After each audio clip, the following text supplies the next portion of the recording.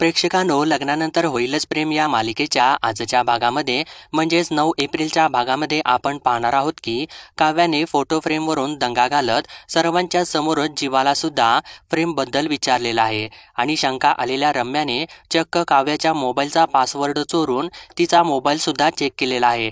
तर चला सुरुवातीपासून बघूयात। पार्थने फ्रेम परत सरळ करून ठेवलेली बघितल्यानंतर काव्या चांगलीच भडकते आणि दंगा करू लागते। ती दंगा करत असलेली बघून पार्थ परत येतो तर काव्या त्याच्यावरतीच ओरडू लागते। त्याला म्हणते की ही फ्रेम मी उलटी करून ठेवलेली होती ना, मग ती परत परत तुम्ही सरळ का करत आहे? तर पार्थ हळू आवाजामध्ये तिला शांत करायचा प्रयत्न करत असतो, तरी सुद्धा काव्या जोरानेच ओरडू लागते आणि तिचा आवाज ऐकल्यानंतर सर्वजणच तिथे जमू लागतात। तर काव्या, काय चाललेलं आहे या घरामध्ये?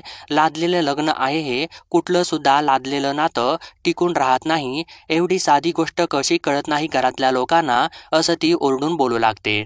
ती पुढं म्हणते की कधी रूम सजवतात, कधी गजरा आणायला लावतात, कधी श्रीखंड बनवायला लावतात, काय चाललेलं आहे या घरामध्ये? आणि आमच्या लग्नाची फोटो फ्रेम, असं म्हणून ती वैतागते। आणि आमचं लग्न कुठल्या परिस्थितीमध्ये झालेलं आहे हे माहिती नाही का तुम्हाला? विसरला आहे का तुम्ही? या लग्नामध्ये हसावं राहावं असं काही झालेलं आहे का? असं ती सगळ्यांनाच विचारू लागते। तर यावेळेस मात्र नंदिनी तिच्यावरती जोरानेच ओरडते आणि काव्या, तुझं हे काय चाललेलं आहे असं ती विचारू लागते। तर काव्या तिला सुद्धा शांत करते आणि ताई, तू यावेळेस काहीच बोलू नकोस असं तिला ती म्हणू लागते। लग्न कसं होऊ नये ना याचा आदर्श ठेवलेला आहे तुझ्या आणि माझ्या लग्नामध्ये, असं ती नंदिनीला बोलते। तर यावेळेस सुद्धा वसुंधरा त्या गोष्टीचा फायदा उचलत, हिला तर कोणाशी कसं बोलावं ना याची काही सुद्धा शिस्त नाही, असं त्याच्यावरती बोलू लागते। तर काव्या वसुंधराच्या अंगावरती सुद्धा जाते आणि नाही शिस्त आत्याबाई, मग काय करू मी? हे लग्न ज्या परिस्थितीमध्ये झालेलं आहे ना ते अजून सुद्धा एखाद्या वाईट स्वप्नासारखंच वाटतं मला। आणि तुम्ही गंमत बघत आहे का? कारण हे एक वाईट स्वप्न म्हणून मी विसरायचा प्रयत्न करत आहे, तर इथे बघितलं आहे का, ही फ्रेम आणून ठेवलेली आहे माझ्यासमोर, मग आता मी काय करायचं? असं ती सगळ्यांनाच परत विचारू लागते आणि परत स्वतःच टाळ्या वाजवू लागते की मस्तच ब्रिलियंट, कोणी आणलेली आहे ही फ्रेम? असं ती विचारू लागते। तर त्यावर मिथुन म्हणतो की ती फ्रेम मी आणलेली आहे, म्हणजे तुम्हाला हळूहळू सवय लागावी ना नात्याची, म्हणून आणलेली आहे। तर काव्या त्याच्यावरती सुद्धा भडकते आणि जर का एखाद्या माणसाकडे आशेने बघायला गेले ना तर तो सुद्धा समोरच्या पार्टीमध्ये सामील होतो, असं म्हणू लागते। आणि माझ्या हातचं श्रीखंड खाल्लं आहे ना तुम्हीच पहिला घास खाल्ला होता ना, पहिली दात सुद्धा तुम्हीच दिलेली होती, तुमच्यामुळे स्वरूप आला होता मला, मी कोणी टाकाऊ नसल्याचा, आणि आज तुम्हीच हे असं का केलं? असं त्याला ती प्रश्न विचारू लागते। तर तेव्हा मात्र मानिनी काव्याला थोडं थांबवते आणि मिथुन भाऊजींना, तू प्लीज काही बोलू नकोस, कारण त्या फ्रेम्स मी त्यांना आणायला सांगितलेल्या होत्या, असं ती म्हणते। तर तेव्हा काव्या अजूनच वैतागते आणि आता मी काय म्हणाले होते की एखाद्या माणसाकडे जरा आशेने बघितलं ना की मग तो माणूस लगेचच समोरच्या पार्टीमध्ये सामील होतो, हे असंच झालेलं आहे मानिनी काकू तुमच्या बाबतीत सुद्धा। आणि ती मानिनी जवळ जाऊन, मानिनी काकू, जेव्हापासून मी या घरामध्ये आले आहे ना तेव्हापासून मला असंच वाटत आहे की एक तर तुम्हीच आहात ज्या आम्हा सगळ्यांना समजावून घेऊ शकता, तुमच्यामध्ये मी पेशन्स पाहिलेले आहेत जे मी या घरामध्ये कोणाकडेच पाहिलेले नाहीत, असं सांगितल्यानंतर सर्वजणच धक्क्याने तिच्याकडे बघू लागतात। तर काव्या पुढं म्हणते की आणि आज तुम्ही हे असं केलं का? आणि ती फ्रेम हातामध्ये धरून बघितलं का या फ्रेमकडे? समाधान, आनंद, हसू आहे का या फोटोमध्ये? असं ती विचारू लागते। तर मात्र तेव्हा सगळ्यांचं तोंड गप्पच झालेलं असतं आणि काव्याच्या डोळ्यामधून पाणी येत असतं।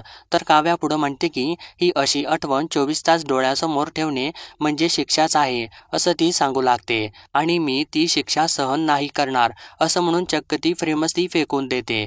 तर ते बघितल्यानंतर सगळ्यांच्या पायाखालची जमीनच सरकते आणि नंदिनी, काव्या तू हे काय करत आहेस? असं तिला म्हणते। तर पार्थ काव्याला बोलू लागतो आणि आईने असं काही सुद्धा केलेलं नाही, आई असं कधी करणारच नाही, असं तो बोलू लागतो।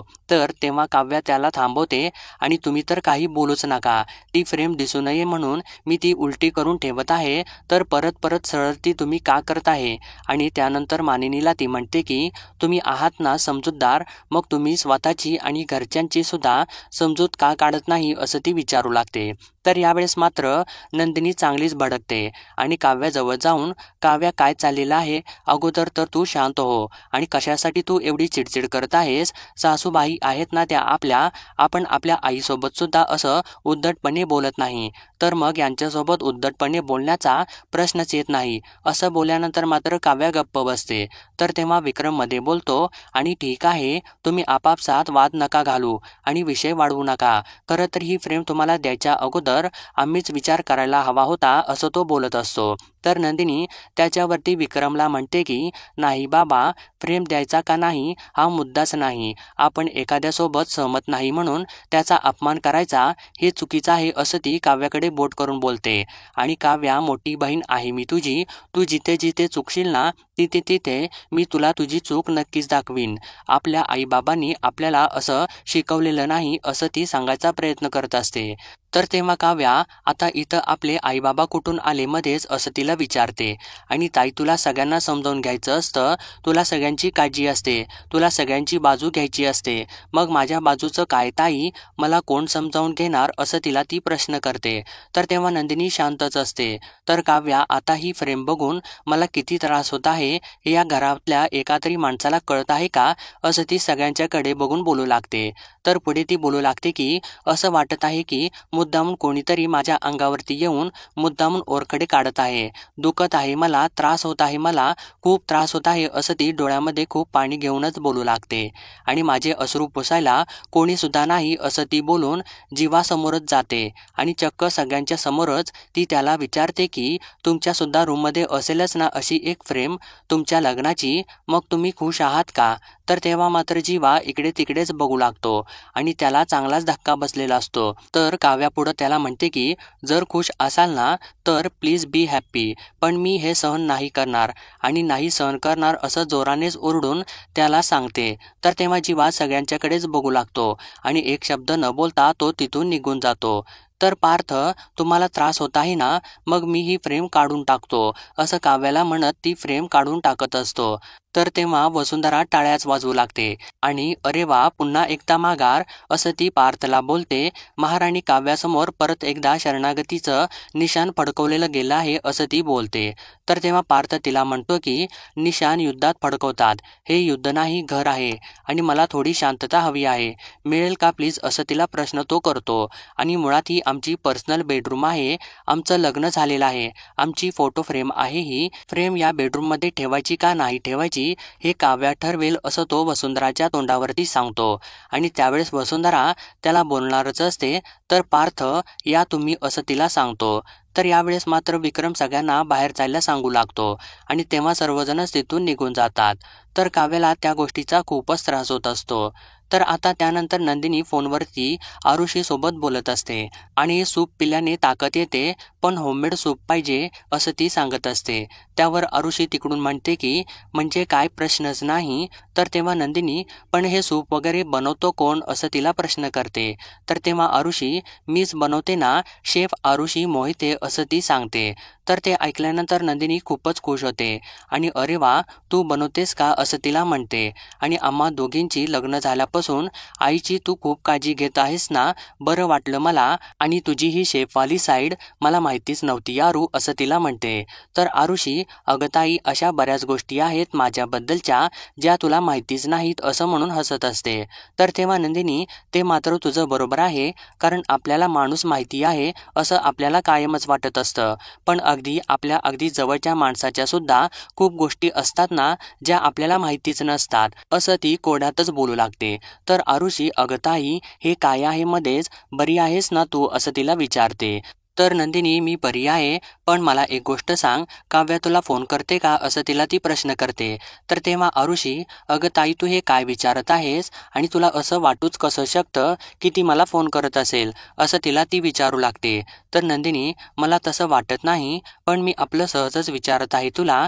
म्हणजे लग्ना अगोदर तुम्ही दोघी रूम शेअर करत होता ना, एवढं भांडण करत होतात, किती गप्पा मारत होता, आणि आता तशा काही गप्पा वगैरे आहेत का, असं ती आरुषीला विचारते. तर आरुषी त्याच्यावरती उत्तर देते की अगं ताई, तू कुठल्या जगामध्ये जगत आहेस, काव्या आजकाल फक्त चिडचिडच करत असते आणि ती आज आलेली होती तेव्हा पार्थ जिजूना आईची इतक्या प्रेमाने चौकशी करत होते आणि काव्या मात्र तोंड फुगून बसलेली होती, पण हिला कसला एवढा राग आहे तेच काही कळत नाही. आणि पुढे ती म्हणते, हो हो, माहिती आहे कसला राग आहे ते, पण आता झाली ना इतके दिवस, बास ना आता, चला की पुढे, असं ती त्याच्यावरती बोलत असते. तर आता इकडे रम्या आणि वसुंधराचा सीन त्यांनी दाखवलेला आहे. तर रम्या वसुंधराला बोलत असते की त्या पार्थला काय गरज होती काव्याची बाजू घ्यायची, आणि तिचा तोरा बघितलास का की एक फोटो फ्रेमसाठी किती तनतन केली तिने. तर वसुंधरा, बघितलं ना, ही जर तुझी आणि पार्थची फोटो फ्रेम असती ना, तर तू कसं अगदी मनापासून ती फोटो फ्रेम सजवून ठेवली असतीस, असं तिला म्हणते. तर रम्या म्हणते की मी तर ती फ्रेम प्रेमानेच सजवून ठेवली असती. काव्या आणि पार्थ ही काय जोडी आहे का, असं ती बोलता बोलता एकदमच ती वसुंधराला प्रश्न विचारू लागते की मला एक गोष्ट सांग की एक मुलगी एका मुलामध्ये नवरा म्हणून काय शोधत असते. तर वसुंधरा, आता आजकालच्या मुली काय बघतात ना ते मी तुला सांगते, असं म्हणून आजकालच्या मुलींना मुलगा दिसायला हँडसम हवा असतो, त्याच्याकडे पैसा लत्ता पाहिजे, तो तिची काळजी घेणारा पाहिजे, इतरांच्या समोर तिचा आदर करणारा पाहिजे. या सगळ्या ज्या क्वालिटी आहेत ना, त्या क्वालिटी आजची मुलगी एका मुलामध्ये नवरा म्हणून शोधत असते, असं त्याच्यावरती उत्तर देते. तर रम्या अगदी बरोबर आहे, या सगळ्या गोष्टी पार्थमध्ये आहेत. पार्थ हँडसम आहे, शिवाय तो एक वेल नोन आर्किटेक्ट सुद्धा आहे, शिवाय तो खूप पैसा सुद्धा कमवतो, आदर सुद्धा करतो तो सगळ्यांचा. इतकं सगळं चांगलं असून सुद्धा ती काव्य आहे ना, लग्न मान्य करतच नाही. हे जरा ऑड नाही वाटत का तुला, असं ती म्हणत असते. तर आता इकडे बघा, अजून नंदिनी आणि आरुषी त्या दोघींच्या मधलं बोलणं अजून चालूच असतं. तर नंदिनी आरुषीला म्हणत असते की काव्याचं पुढं जाणं होतच नाही, तिथेच अडलेलं आहे ना सगळं. त्यावर आरुषीच्या एक गोष्ट लक्षात येते की, आणि ती ताईला लगेचच थोडं थांबवत म्हणते, मला एक गोष्ट सांग तू ताई, तू असं का विचारत आहेस, काय झालेलं आहे तिथं, काव्याने काही राडे वगैरे घातले आहेत का, असं तिला विचारते. तर तेव्हा नंदिनी, ते तर रोजच चालू असतं ना, काव्याचा मूड हल्ली कधीच ठीक नसतो, हे तुला तर माहितीच आहे ना, त्यामध्ये ती माझ्यासोबत नीट बोलत सुद्धा नाही. आणि मला एक गोष्ट सांग, मी जे काही विचारीन ना ते मला अगदी खरं खरं सांगशील का, असं ती आरुषीला विचारते. तर तेव्हा आरुषी हो सांगेन ना, असं म्हणते. तर नंदिनी, मी तुझ्यावरती किंवा काव्यावरती अविश्वास दाखवते असं बिलकुल समजू नकोस, आणि मी तुम्हा दोघींची ताई पडते. तुम्ही दोघी लहान आहात माझ्यापेक्षा, आणि मला माहिती आहे की तुम्हा दोघींच्यामध्ये सतत काही ना काहीतरी गोलमाल सुरूच असतं, म्हणून विचारत आहे मी. आणि मला एक गोष्ट सांग, तुझी आणि काव्याची अशी काही सिक्रेट्स आहेत का जे मला माहितीच नाहीत, असं तिला शंकेनेच विचारू लागते. आता परत त्यांनी इकडे रम्या आणि वसुंधराचा सीन दाखवलेला आहे. तर रम्या वसुंधराला म्हणत असते की ती वरवर काही सुद्धा दाखवत असली ना, तरी सुद्धा आत खोलवर तिची जखम काही वेगळीच आहे. त्यावर वसुंधरा, पण हे कशावरून बोलत आहेस तू, असं तिला विचारते. तर रम्या, मी मोबाईलवरून बोलत आहे, कारण काय झालं मगाशी तिचा फोन वाजला, मग मी सहजच तिला द्यायला गेले, तर केवढी चिडली ती माझ्यावरती, असं ती वसुंधराला सांगते. तर वसुंधरा लगेचच काव्याला जाब विचारायसाठी चाललेली असते. तर तेव्हा रम्या तिला थांबवते, आणि आता तू कशी भडकलीस ना, तशी ती माझ्यावरती भडकली. म्हणजे मी तिचा फोन चेक केला नाही, कोणाचा फोन आला होता ते बघितलं सुद्धा नाही, तरी सुद्धा ती इतकी हायपर झाली, असं ती सांगू लागते. तर वसुंधरा, मग तसंच काहीतरी असणार आहे ना तिच्या मोबाईलमध्ये, असं तिला म्हणते. तर रम्या, मला सुद्धा हाच डाऊट आहे आई, म्हणजे मला एक गोष्ट सांग, माणूस त्याच्या वस्तूला हात लावल्यानंतर कधी चिडतो, असं ती विचारते. तर तेव्हा वसुंधरा, जेव्हा त्याला काहीतरी लपवायच्या गोष्टी असतात ना, तेव्हाच तो चिडतो, असं म्हणते. तर तेव्हा रम्या, मला सुद्धा तेच म्हणायचं आहे की ती काव्य काहीतरी लपवत आहे, आणि हे काही आजचं ऑब्झर्वेशन नाही. मी परवा तिच्यासाठी जेवण घेऊन गेले होते ना तिच्या रूममध्ये, तर ती अशी तंद्रीमध्येच हरवलेली होती कुठल्या तरी, आणि फोनवरती काहीतरी ऐकत होती, आणि मी गेल्यानंतर एकदम ती घाबरली, दचकली, फोन तिने लगेचच बंद केला, आणि नेमकं माझ्या कानामध्ये हेडफोन होते, त्यामुळे मला ऐकूच आलं नाही की ती फोनवरती काय ऐकत होती ते. पण त्या मोबाईलमध्ये तिचं काहीतरी वीक पॉईंट असू शकतो, कदाचित लग्नाआधी तिचं काही अफेअर वगैरे असेल तर, असं ती डायरेक्ट बोलूनच जाते. तर त्यावर वसुंधरा सुद्धा त्याला होकार देत, असू शकतं, आणि नक्कीच असू शकतं, कारण ज्या अर्थी तिने अजून पार्थला स्वीकारलेलं नाही ना, त्या अर्थी तिच्या मनामध्ये नक्कीच कोणीतरी आहे. तर त्यावर रम्या म्हणते, आणि आपल्याला ते शोधून काढायचं आहे, पण कसं शोधायचं, त्यासाठी तिच्या मोबाईलचा पासवर्ड माहीत असायला हवा ना, मग आता तो कसा काय आपल्याला कळणार, असं ती विचारू लागते. तर त्यावर वसुंधरा, कळेलच, लवकरच कळेल, माझ्याकडे असा एक प्लॅन आहे की ज्यामुळे तुला त्या काव्याच्या मोबाईलचा पासवर्ड लगेचच कळेल, असं ती सांगते. तर ते ऐकल्यानंतर रम्या खुशच होते. तर आता इकडे परत आरुषी आणि नंदिनी मधलं बोलणं त्यांनी दाखवलेलं आहे. तर आरुषी नंदिनीला सांगते की अशा काही गोष्टी आहेत ना, पण त्या एवढ्या काही सिक्रेट नाहीत, तर नंदिनी तिच्या काही सिक्रेट्स ज्या फक्त तिने तुलाच सांगितलेल्या असतील असं ती विचारू लागते. तर आरुषी, ताई, जर खरं सांगायचं झालं ना तर तू एवढं सिरियसली विचारत आहेस ना, तेवढं खरंच काही नाही. म्हणजे तिने मला कधीच काही सांगितलेलं नाही. आणि मला सांग एक्झॅक्टली काय झालेलं आहे असं ती नंदिनीला विचारते. तर तेव्हा नंदिनी, काहीतरी नक्कीच आहे, काहीतरी सतत काव्याच्या मनामध्ये सुरू असतं. माझ्यापासून ती काहीतरी लपवत आहे असंच मला सारखं सारखं वाटत असतं असं तिला ती सांगू लागते. तर त्यावर आरुषी, मी आईसोबत बोलू का या विषयावरती? म्हणजे काव्या तिच्यासोबत काहीतरी बोलली असणार आहे ना असं म्हणतच असते. इतक्यात नंदिनी, नाही अजिबात तिच्यासोबत काही बोलू नकोस. आता या अवस्थेमध्ये आईसोबत काहीतरी बोलून उगाच तिला टेन्शन देऊ नकोस आणि मी बोलते काव्यासोबत, तू काळजी नको करूस असं तिला म्हणते आणि फोन ठेवून देते. तर फोन ठेवून दिल्यानंतर नंदिनीला सुद्धा काव्याची शंका आलेलीच असते, जशी वसुंधरा आणि रम्याला आलेली असते. तर नंदिनी मनातल्या मनामध्ये म्हणते की हे लग्न काव्या ॲक्सेप्ट का करत नाही, काहीतरी नक्कीच आहे तिच्या मनामध्ये. फक्त एक बहीण म्हणून मला ते समजून घेता येत नाही, इतकंच काय ते आहे असं म्हणते. आणि एकदा का प्रॉब्लेम काय आहे ना ते मला कळाला ना की मग मी सोल्युशन नक्कीच देऊ शकते. आणि असं कुठलं कारण आहे जे माझ्या अगदी समोर आहे पण ते मला दिसत नाही असं ती बोलतच असते. इतक्यात जीवा तिथं येतो आणि ही फ्रेम असं म्हणून त्या फ्रेमजवळ जातो आणि त्याच्याकडे थोडं रागानेच बघत असतो. तर तेव्हा नंदिनी, मात्र छान आहे ना ही फ्रेम असं आनंदानंच म्हणते. आणि मला माहिती नव्हतं आईंनी आणलेली आहे ती, आणि फोटो तर गोडच वाटत आहेत ना असं म्हणून ती तर आनंदितच असते. तर तेव्हा जीवा काहीच न बोलता आपलं कपाट उघडतो आणि अंथरूण पांघरून काढत असतो. तर तेव्हा नंदिनी, द्या ना मी मदत करते असं म्हणून ते स्वतःच्या हातामध्ये घेते. तर तेव्हा जीवा परत त्या फ्रेमकडे रागानेच बघू लागतो आणि त्याला खूपच त्रास होत असतो. तर ते बघत असताना त्याला काव्या जे काही म्हणालेली असते ते सर्व आठवत असतं की तुमच्या रूममध्ये सुद्धा आहे ना अशी एक फ्रेम तुमच्या लग्नाची, मग खुश आहात का तुम्ही असं तिने विचारलेलं असतं. आणि जर असाल ना तर प्लीज बी हॅपी असं ती म्हणालेली असते. तो क्षण त्याला आठवत असतो आणि इतक्यातच नंदिनी, खरंच छान आहे ना प्रेम, मला तर खूप आवडली असं त्याला बोलते. तर तेव्हा जीवा काही न बोलता झोपायसाठी जातो आणि नंदिनीने व्यवस्थित अंथरलेलं बेडशीट तो विस्कटतो आणि त्याच्यावरती झोपतो. तर तेव्हा नंदिनी मात्र विचारात पडते. तर प्रेक्षकांनो, आजचा भाग इथेच संपतो आणि पुढील भागामध्ये आपण पाहणार आहोत काव्या स्वयंपाकघरामध्ये असते आणि परत रम्या तिच्या मागे मागे आलेलीच असते आणि नेमकं त्यावेळेस सुद्धा काव्याचा फोन वाजतो आणि बहुतेक हा वसुंधरांनीच कॉल केलेला असतो. तर तेव्हा रम्या लगेचच तो फोन उचलते आणि फोन वाजत आहे तुझा असं म्हणून तिच्या हातामध्ये देत असते. तर काव्या परत तिच्यावरती चिडते आणि रम्या, मी तुला सांगितलेलं आहे ना माझ्या फोनला हात लावून जाऊ नकोस असं म्हणून ती आपलं तोंडच फिरवते आणि पासवर्ड टाकून मोबाईल अनलॉक करते. तर नेमकं तेव्हाच रम्या त्या गोष्टीचा फायदा उचलते आणि काव्याच्या मोबाईलचा पासवर्ड चोरून बघते आणि त्यानंतर वसुंधराकडे जाऊन मिशन पासवर्ड सक्सेसफुल असं म्हणते आणि त्या दोघे सुद्धा खुश होतात.